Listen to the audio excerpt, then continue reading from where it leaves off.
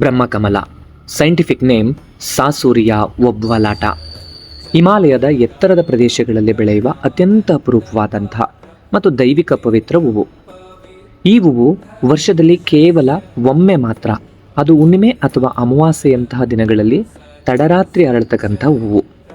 ಮಧ್ಯರಾತ್ರಿ ಅರಳಿ ನಸುಕಾಗುವಷ್ಟರಲ್ಲೇ ತನ್ನ ಸೌಂದರ್ಯವನ್ನು ಕಳೆದುಕೊಂಡು ತನ್ನ ಅಸ್ತಿತ್ವವನ್ನೇ ಕಳೆದುಕೊಂಡು ಬಿಡುತ್ತೆ. ಹಿಂದೂ ಪುರಾಣಗಳಲ್ಲಿ ಈ ಹೂವನ್ನು ಸೃಷ್ಟಿಕರ್ತ ಬ್ರಹ್ಮನಿಗೆ ಅರ್ಪಿತವಾದಂತಹ ವಿಶೇಷವಾದ ಹೂವೆಂದು ನಂಬಲಾಗಿದೆ. ಬ್ರಹ್ಮನು ಈ ಕಮಲದ ಮೇಲೆ ಜನಿಸಿದನೆಂಬ ಪ್ರತೀತಿ ಇದ್ದು, ಅದರ ಪ್ರತಿನಿಧಿಯಾಗಿ ಭೂಮಿಯ ಮೇಲೆ ಈ ಹೂವನ್ನು ನೋಡ್ತಾ ಇದ್ದೇವೆ. ಇದು ಹಗಲೆಲ್ಲವೂ ಕೂಡ ಈ ರೀತಿ ಮುದುಡಿದ್ದು, ರಾತ್ರಿಯ ವೇಳೆ ಮಾತ್ರ ಅತ್ಯಂತ ಆಕರ್ಷಕ ಬಿಳಿ ಬಣ್ಣವನ್ನು ಪಡೆದುಕೊಂಡು ಹರಳಿ ಕೆಲವೇ ಗಂಟೆಗಳಲ್ಲಿ ತನ್ನ ಅಸ್ತಿತ್ವವನ್ನು ಕಳೆದುಕೊಳ್ಳುತ್ತೆ. ಅದು ಅರಳಿದಾಗ ಪ್ರಶಾಂತವಾದಂತಹ, ದೈವಿಕವಾದಂತಹ, ಜೊತೆಗೆ ಸುವಾಸನೆಯನ್ನು ಪಸರಿಸ್ತಕ್ಕಂಥ ಹೂವು.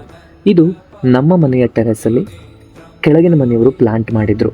ಇದನ್ನು ಮೊದಲನೇ ಬಾರಿ ನಾನು ಹತ್ತಿರದಿಂದ ನೋಡಿದ ಕೂಡಲೇ ನೆನೆಸ್ತು, ಎಷ್ಟು ವಿಶೇಷವಾದಂಥ ಹೂವು.